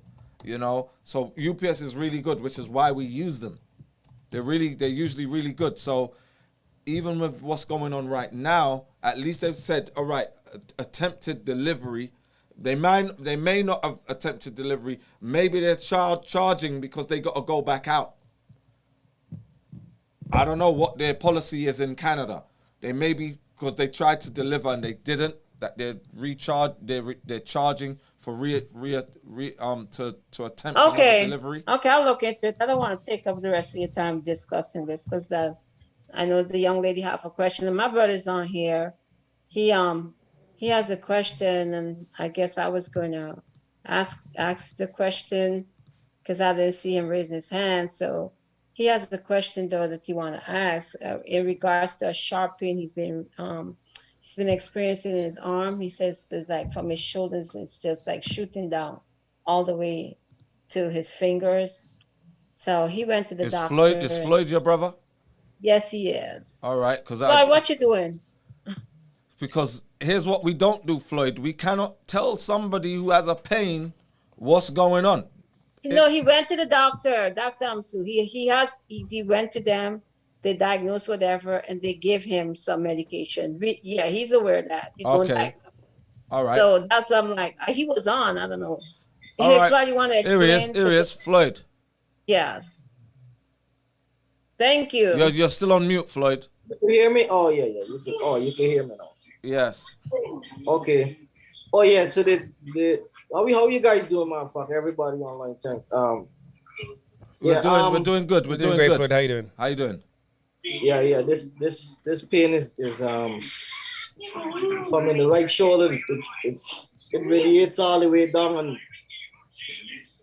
my index and thumb fingers is numb. What they're telling me is a pinched nerve in the neck. Okay.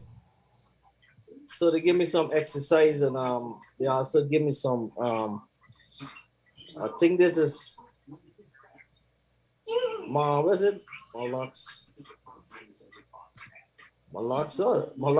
or something like that. Okay, put that into the chat. Spell it out in the chat, and then we can look to see what kind of side effects come with that, if there's any. Malaxicam. And what were you doing to get that? I wasn't doing nothing. I just work construction. I've been out of work I've been home for 3 months. So I ain't been working. I ain't been doing nothing heavy. But it happened before and it went away. Okay. So it happened before, but it went away. Yeah, the same exact thing. Same two fingers numb, and the pain from here going down. And it went away and then it just came back. But what it's saying is it takes about 6 to 8 weeks to go away or something like that, but you need therapy and all that. So I was trying to figure if it's inflammation or anything. Now, did they take any scans, or did you just talk to them and then they told you what was going on? I'm going tomorrow for do some X-rays. All right, yeah. So that's the next thing is, like, you know, because you told them that it was there before and it went away. That's why they said it probably is a pinched nerve. But the best thing to do is to get it, you know, get your X-rays, get scans and everything, so that you know for sure what it is. Once you know for sure what it is, then there are different. Okay, so I just that's the medication right there in the chat. It's not a medication, it's a painkiller. All right. It's not a medication. It's a painkiller. So they've given you something just for the pain. Okay. So it's not gonna heal you. It's just gonna stop you from feeling the pain. Is it opioid? Yeah, well, I didn't even take. I take one of this thing, and I don't take no more back. I really don't want to take that. Right. Because the first thing she asked me is if you got any kidney problem, and when I look it up online, this thing could damage your kidney. Right, that's what I'm saying. High blood pressure, all of that. I mean, this is the thing. It's an NSA. What we don't. So it's an NSAID. Yeah. Oh, non-steroidal. Yeah, but it's more powerful than ibuprofen. Yeah. Right. So here's one of our biggest problems with allopathic medicine is that they give people meds and people think, all right, this is helping what's causing the pain. Where it's like, no, this is just to cut off the signal. Right. And then, all right, all right, it's cutting off the signal, but what damage can this substance do to my body? Kidney failure. Right? That's a big man. And give me a pinched nerve over kidney failure any day. I mean, a pinched nerve can be painful but they're saying if something is going to take 6 to 8 weeks, right? Because sometimes that does happen, and it could be just you're sleeping awkwardly or whatever that could cause that.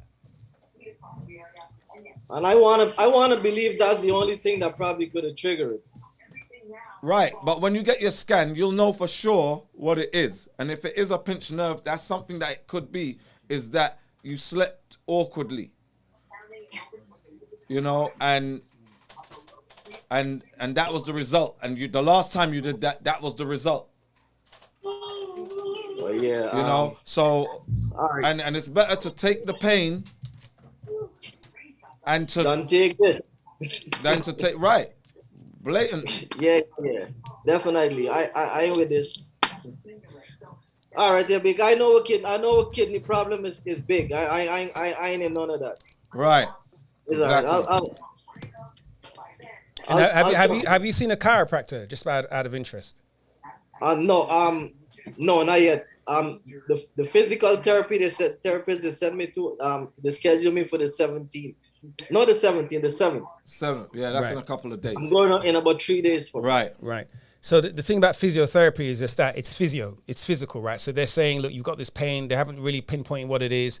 Take a painkiller. Are you working construction? If you work in construction, that equals muscular, tendon, skeletal, right? So go and see physio.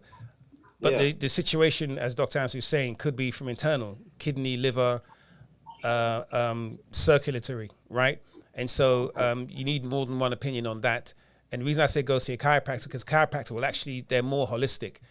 You go in there, tell them you've got a pain in your back, and they will ask and probe about other things in your body, right?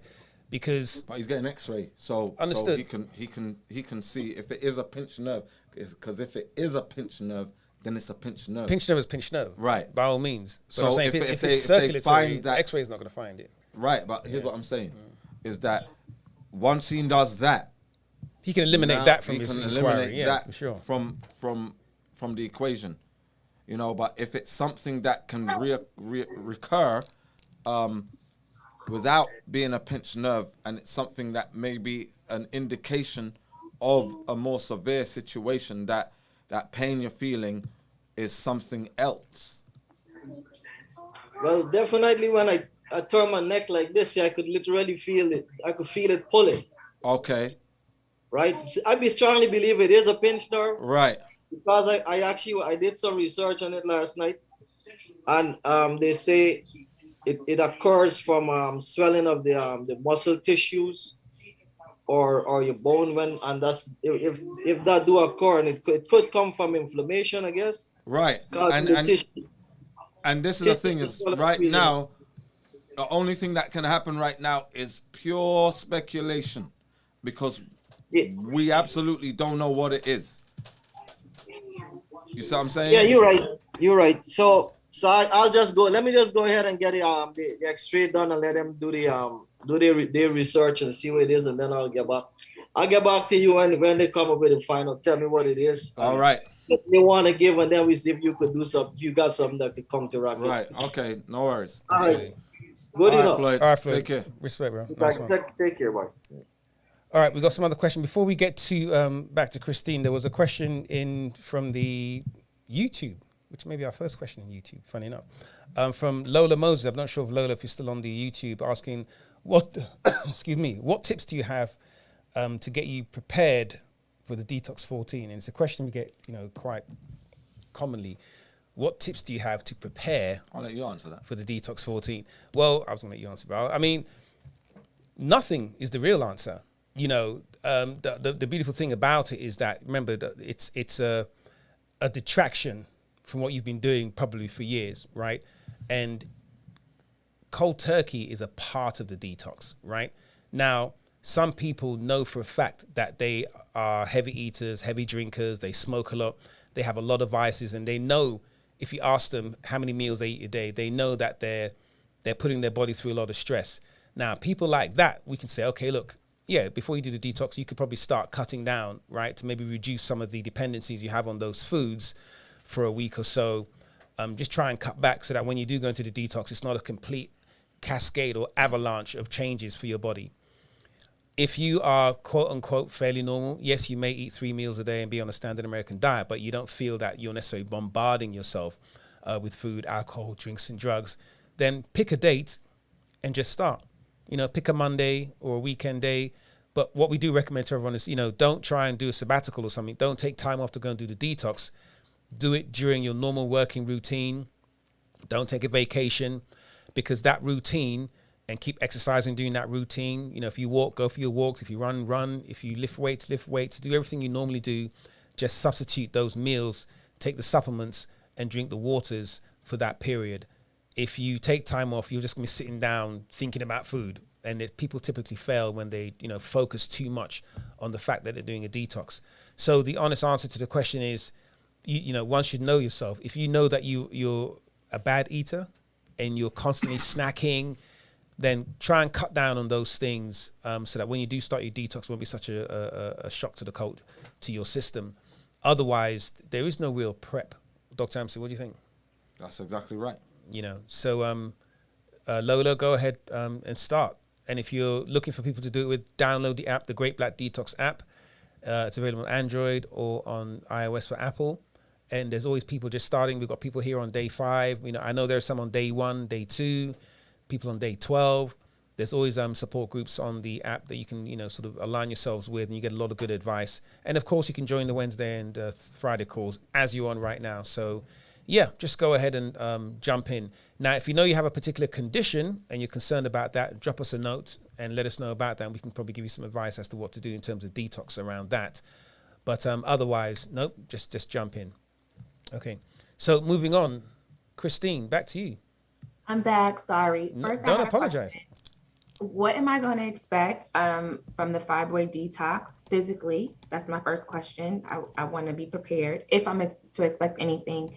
The second question that I had was, so I used to live in Seoul, South Korea, and like white rice is like a big part of their diet. They have white rice with every single thing, and all the women are like so tiny, right? And since I haven't been eating starches since October, like I'm craving, let me not say craving, but I do miss it. And I wanted to know, is white rice okay to eat? But then I heard the girl say wild rice. Now I'm like, oh my God. So that's my second question. And then they used to do a lot of roasted yams. Like they used to roast yams on like the grill. And so I want, and my fourth question is, should I do also a fast while I'm on the fibroid detox? Okay, so let's go to that first, right? We always recommend the first stage of healing is to detox, right? So within the fibroid detox, there's a elimination phase, which is we look at that as a detox because it's majority fruits, so you're abstaining from other foods, but depends on your circumstance, right? Sometimes we recommend the 14 first of abstaining from food, then you do reassimilation, then you go straight into the elimination phase, right, of the fibroid detox. So the fibroid detox elimination phase is 42 days of majority fruit and intermittent fasting and you know, staying away from fats, sugars, and starches, right? What is for you to expect? All right, each cycle is going to let you know how you're progressing, right? So if you have painful periods or whatever, bloating and whatever, right? So if you have that, you may see a change. You may get dull cramps while fibroids are being dissolved, right? Contractions, right? Because remember, this is muscular tissue, right? And as it's being affected, it may contract as it's shrinking or whatever, right?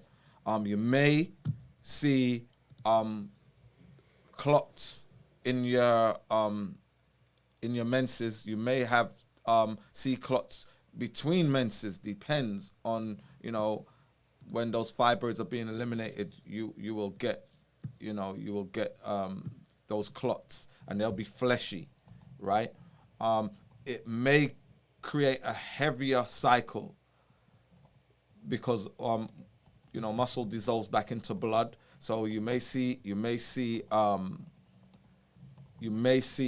clots of flesh, clumps of flesh, or you may have clots and it's just blood, or you may just have heavier bleeding, right? But everyone's different. So these are things that you may see.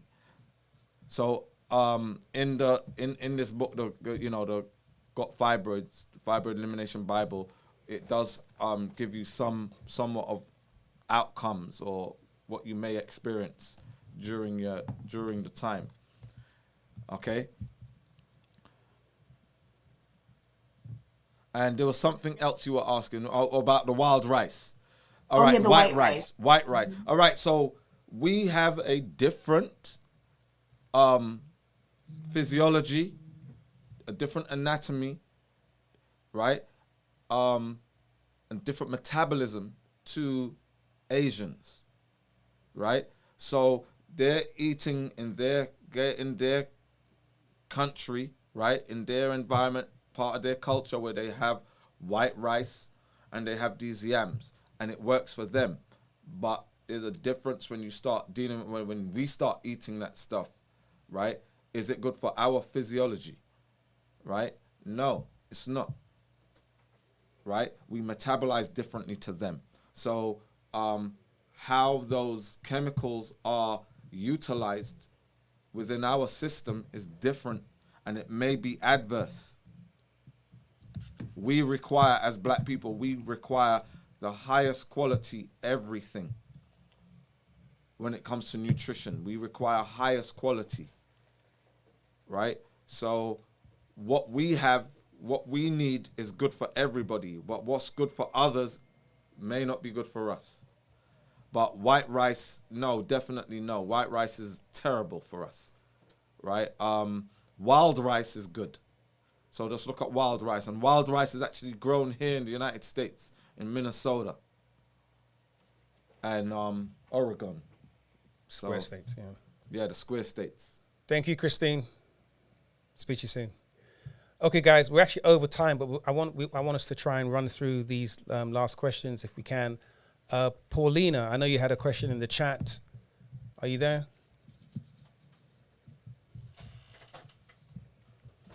Hi, Paulina. Can you hear me now? Yes. Yes, we can. Greetings. Greetings.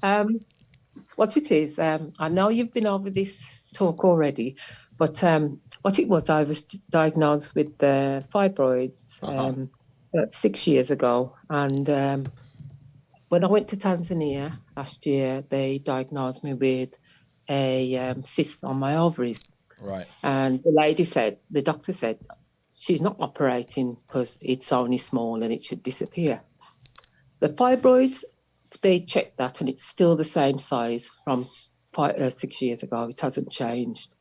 But it's the cysts I'm worried about, because I'm getting a lot of burning sensation in the side, my left side. Right. And I don't know if it's coming from the cysts or it could be my kidneys. it's kind of worrying. And I think what it is at the moment with going to doctors, because, you know, doctors are not, I've kind of stopped all that. I haven't been taking medication for my arthritis and that for about probably 5 years now. I just bear the pain the best I can, or drink herbs if I can. But it's just this cyst. I was just wondering if it could be getting larger, because she said it, you know, last year it wouldn't grow any further. It would either go or stay the same size. Right. So here's what I'll tell you to do, right? Definitely what you need to do, go to the doctors. Go and get a scan. Go and find out what it is. Because we're not anti-technology. We're not Luddites, right? We want you to utilize their technology for diagnoses, right? We want you to find out what's going on, because you have to know that. Once you know what's going on, you don't have to accept their treatment. You don't have to accept surgery.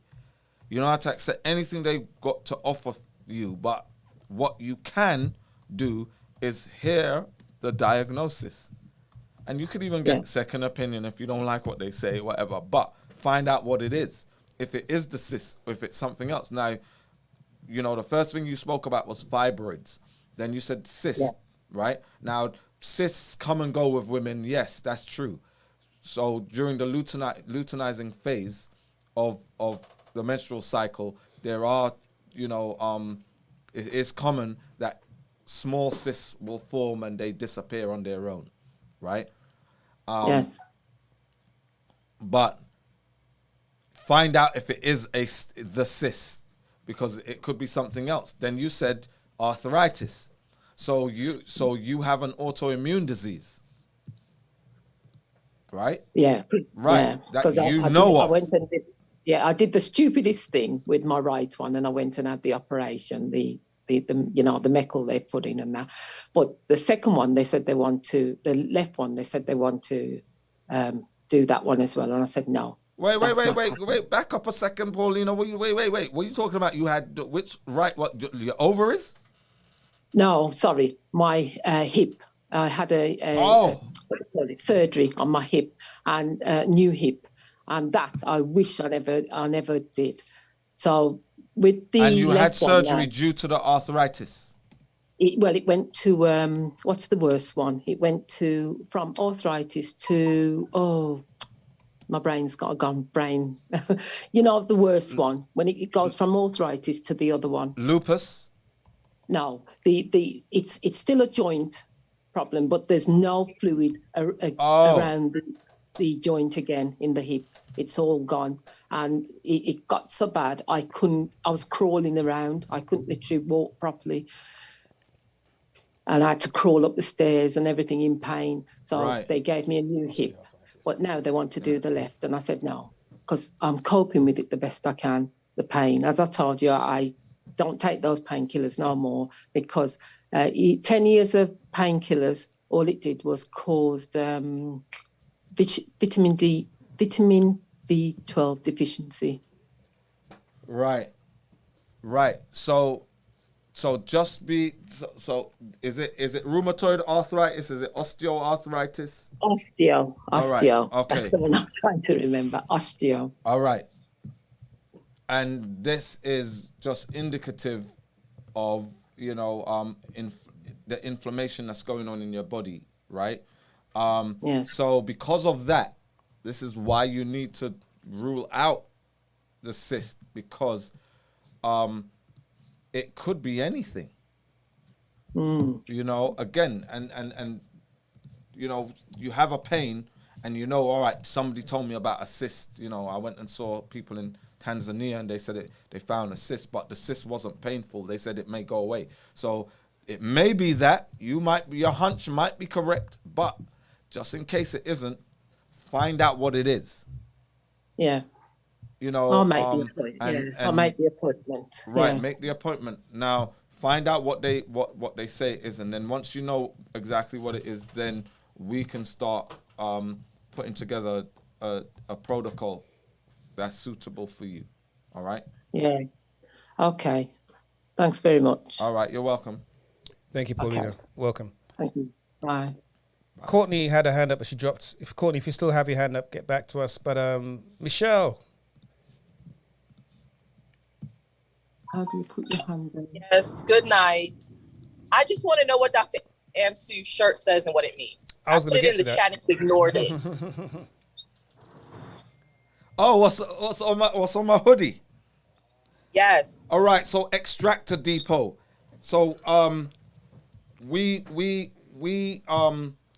as you know, we manufacture our own supplements. We don't white label and all that. We make our supplements here from start to finish, right? So this company here makes the equipment, manufactures the equipment for us. So they're a Californian company. We actually went to visit them in California, and you know, customized our whole system for our needs. A few years ago, when was it? Like 3 years ago. And you know, while we were there, they were like, "All right, you can, you know, you're our big customer. Get some T-shirts and hoodies." So. That's not the full truth. The full truth, the guy there took a liking to Dr. Amsu. Nope. Showered him with gifts. No homo. We got a T-shirt. He got a hoodie, a pen, keychain holder. What else did you get? No. Here's what it is. All right, here we go. I'm a nice guy. I have a great personality. So it was like, we really like this guy. So I got more stuff than these guys. They were all hating all the way back. They were heckling me, but it's cool. Stop blowing your head up. That's all it is, Deshaun. I'm not blowing my own. I'm just trying to tell you I'm giving you the facts. But obviously there's people in there that like to throw some shade around. I listen, I know what's going on. He still hits us up. Deshaun, could you tell everyone what it is you do, please? I just had probably about 15 years ago, I used to sell jerseys. And so I kind of got back into selling shoes and like clothes and stuff a couple years ago. So it's just something that I do on the side right now, trying to make it something, you know, like a regular thing to where I work for myself. So I just do it on my, you know, my time off and everything. And, you know, it's progress. I go by, word of mouth. Family members, they send their friends and stuff. So I sell like, I sell more men's stuff like tracksuits and stuff like that than I do women, because men don't like to shop. So right. I get a lot more business through that. But my shoes, I get a variety of different people. So nice. Do you do knockoffs? I actually have a factory in China. I paid a lot of money. There's it's a whole thing. It was a process though I can order anything from the factories. I have a lot of access to a lot of stuff. So I can go into the warehouse, order my stuff. They go basically go get it from whoever I request it from, and because there's only certain people that have access to the what I have. Right. So I put the link in there. They go get it, send me pictures, and then I choose which shipping I want to do, or I can work directly through vendors also. Nice. So, well, Deshaun, share the links for your website or your IG. I like the way she just kind